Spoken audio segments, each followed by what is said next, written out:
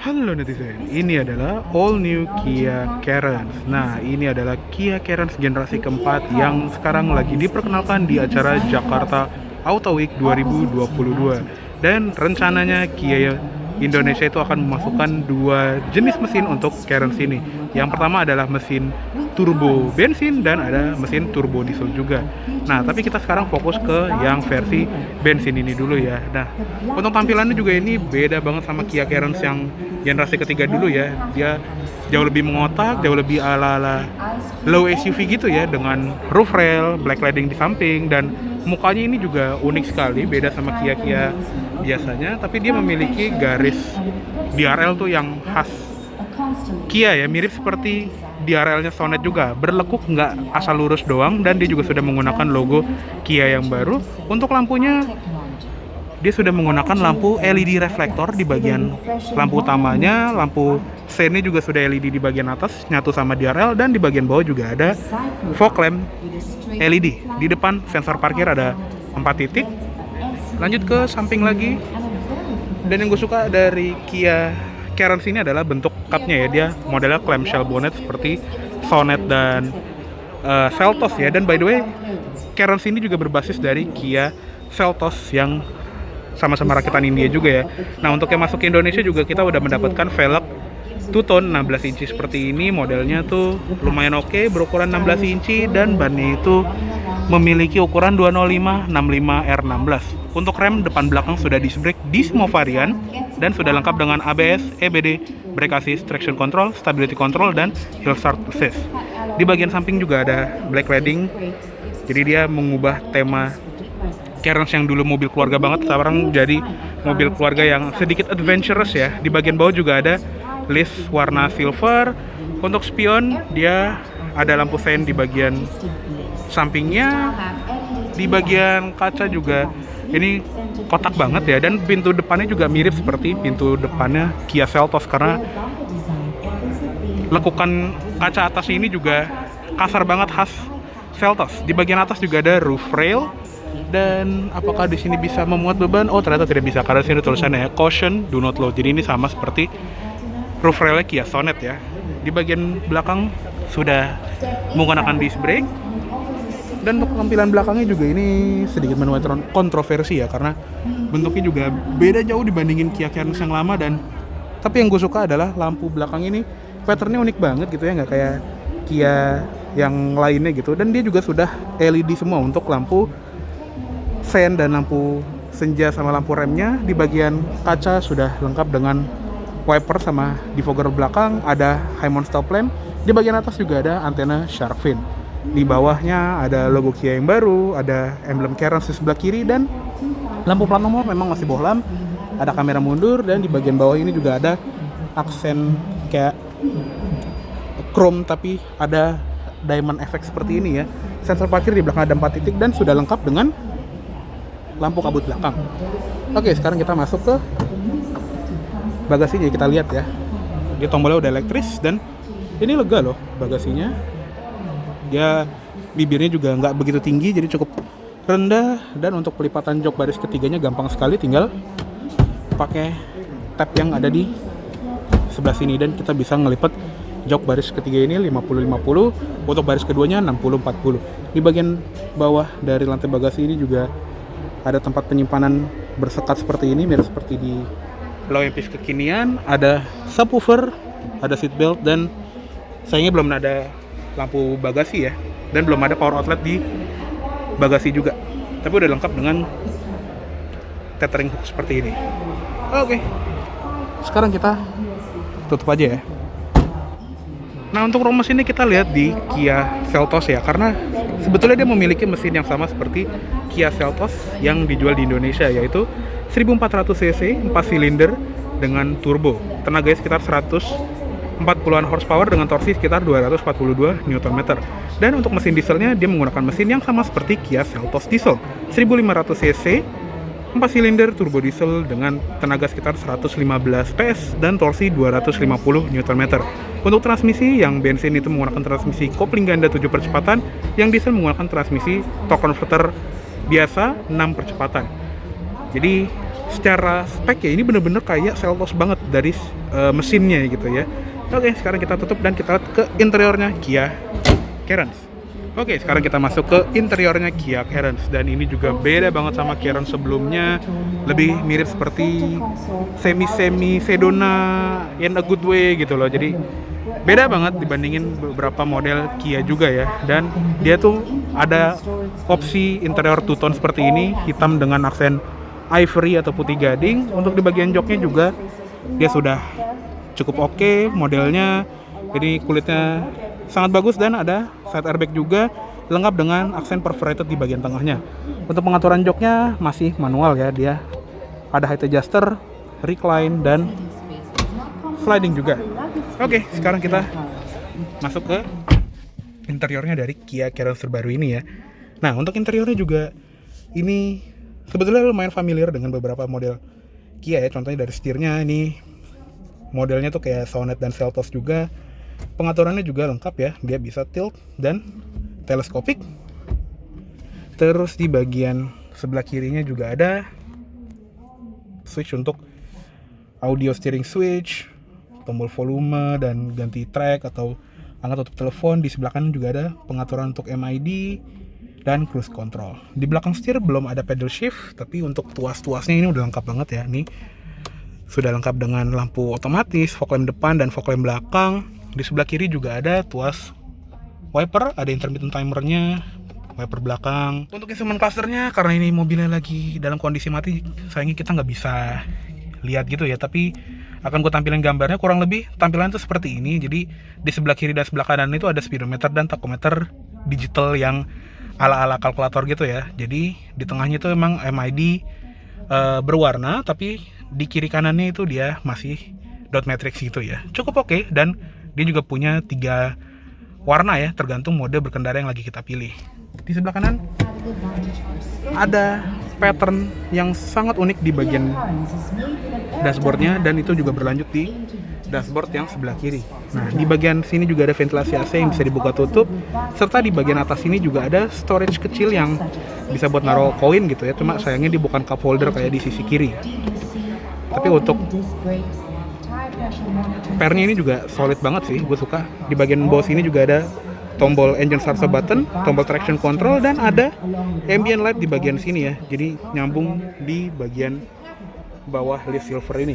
Di bagian bawah sini juga ada kotak sikring dan OBD. Harusnya dia juga ada tuas pembuka kap di sini, tapi di unit display ini lagi dicabut ya, entah kenapa. Di bagian bawah juga ada pedal gas yang masih model gantung biasa, dan ada footrest di sebelah kiri. Untuk di bagian door trim, dia atasnya plastik keras, tapi di bagian insert sini itu empuk sekali, dan armrest itu dia modelnya floating karena ada tempat penyimpanan di bawahnya yang ada ambient light, sama seperti di bagian dashboard juga ya. Jadi cakep banget. Di bagian power window switch ini juga mirip seperti di Seltos ya, dia auto up down-nya cuma di sisi pengemudi, ada tombol central locking, pengaturan spion yang bisa dilipat secara elektrik juga, plus window lock. Audio udah dapat yang versi Bose premium speaker, dan ada door pocket dengan sekat seperti ini yang bisa dijadiin cup holder ya. Plus di bagian sini ada tempat buat naruh payung kecil. Twitter ada di pojokan pintu di sini. Di bagian atas ada sun visor dengan card holder, spion tengah, manual dimming. Di tengah ada tempat kacamata dan ada lampu baca, plus ada switch untuk membuka sunroof di bagian depan sini. Untuk sun visor kiri dia juga ada cerminnya. Head unit juga sayangnya kita belum bisa lihat karena dia lagi dalam kondisi mati ya. Tapi yang bisa kelihatan di sini adalah ukurannya yang kotak banget, dia sekitar 8 inci ya, dan ada tuning sama volume knob. Untuk tombol-tombol shortcut ini juga dia capacitive button ya, jadi bukan tombol fisikal.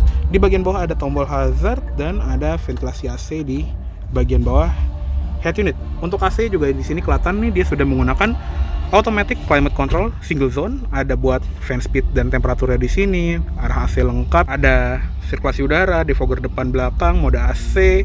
Di bagian bawah juga ada beberapa tombol yang ini ramai sekali ya. Ada ventilated seats untuk kedua jok depan, ada hill descent control juga yang cukup unik untuk sebuah mobil di kelas ini, dan ada drive mode select atau buat mode berkendaranya ya. Kurang lebih ada 3, eco, normal, dan sport ya. Di sebelah kiri juga ada tombol untuk mematikan parking sensor ya.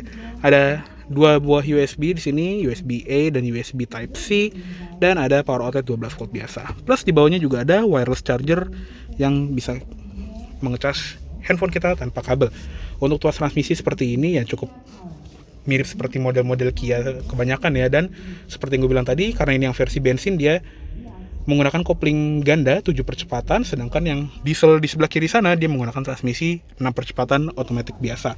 Di bagian bawah ada 2 buah cup holder yang kerennya ini ada ventilasi AC-nya, jadi dia ada kisi-kisi AC yang bisa kita buka atau tutup tergantung minuman yang kita lagi minum ya. Ada parking brake di sebelah sini juga.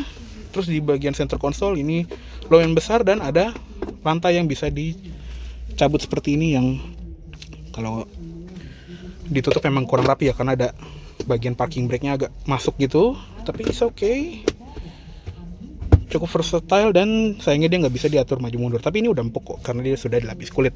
Di bagian bawahnya juga ada glove box yang belum soft opening sayangnya. Di sebelah kiri ada cup holder untuk penumpang depan, dan yang unik adalah di bagian sini ini ada simbol semacam kayak minyak wangi gitu ya. Jadi kalau di India sana itu dia ada semacam adaptor yang kita bisa masukin fragrance ya, kayak di mobil-mobil mahal kayak BMW atau Mercedes-Benz gitu. Jadi ada pewangi buat di kabin mobil ini. Oke, kayak cukup segitu dulu untuk di bagian kabin depan dari Kia Carens. Yuk sekarang kita lihat ke kabin belakangnya. Oke, sekarang kita masuk ke kabin tengahnya dari Kia Carens.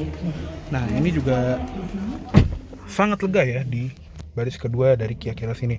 Nah, ini adalah posisi berkendara gue, tinggi gue 170 cm, masih ada 5 jari di posisi yang paling mundur. Kalau dimajuin segini, mentok sih emang, tapi masih ada sejari lah, jadi ini masih sangat lega.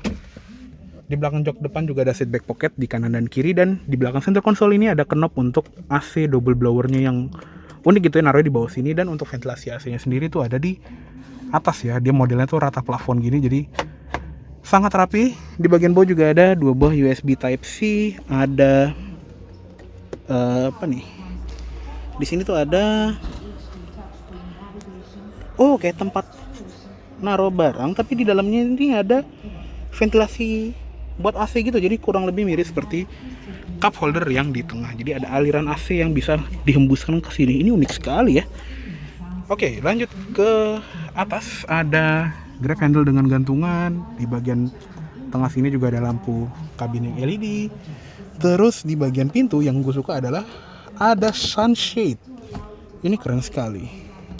Jadi bisa melindungi balita dari paparan sinar matahari gitu ya. Di bagian bawah ada door trim yang kurang lebih mirip seperti door trim depan. Atasnya emang plastik, tapi di bagian bawah dia empuk. Dia panel kulit warna putih gini, dan sama seperti pintu depan dia ada floating armrest dengan ambient light di bagian sini yang ini cakep banget kalau malam.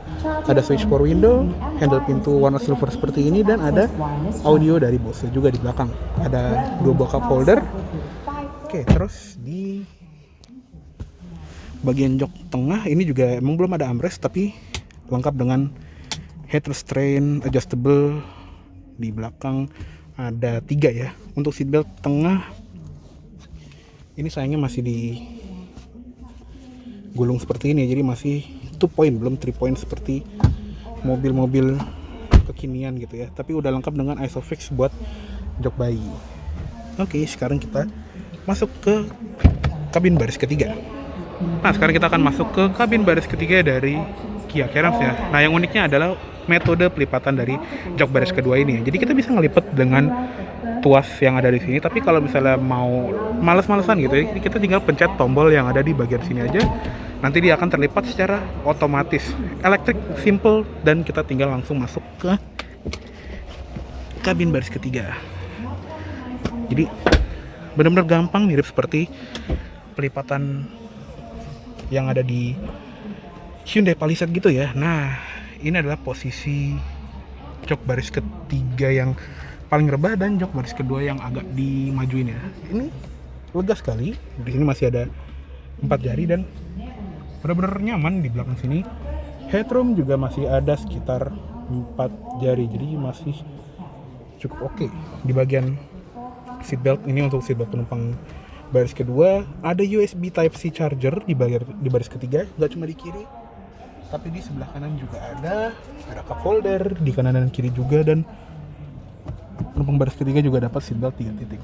Di bagian atas ada ventilasi AC yang sama seperti di baris kedua gitu ya, rapi, ada lampu LED di tengahnya dan ada ventilasi buat penumpang yang ada di sebelah kanan.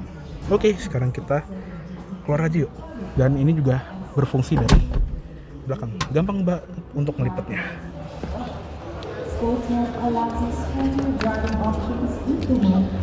Oke, yuk kita tutup dan kita balikin joknya.